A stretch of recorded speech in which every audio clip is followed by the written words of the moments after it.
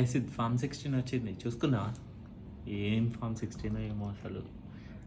అసలు ఒకసారి చూసినాక 3 లక్షలు ట్యాక్స్ పోతుంది.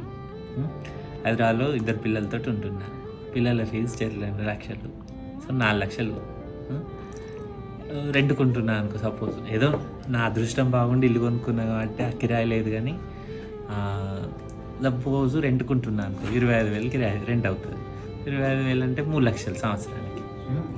ఎంత వరెస్ట్ సినారీలో ఇల్లు గడవాలంటే నెలకు 25,000 కావాలి, అంటే అవో 3 లక్షలు. సో 4, 3, 3 10 లక్షలు. అంటే ఊరికే ఇల్లు గడవడం కోసము 10 లక్షలు కావాలి, మీదో 3 లక్షలు ట్యాక్స్. అంటే 13 లక్షలు నేను సంపాదిస్తే జీరో, నేనేం సంపాదించినట్టు. ఇంకా నా ఖర్చులు ఇంక ఇవన్నీ వేరేనే. మళ్ళీ సపోజ్ అడహాగ్ ఏమన్నా వచ్చినా కూడా వేరేనే.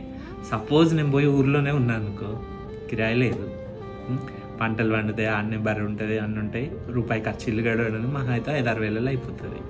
పిల్లల ఫీజు అంటావా ఊర్లలో ఎంత ఉంటుందో నీకు తెలుసు. మహా అయితే ఇలా ట్రాన్స్పోర్టేషన్ ఫీజు తోటి అక్కడ స్కూలే అయిపోతుంది.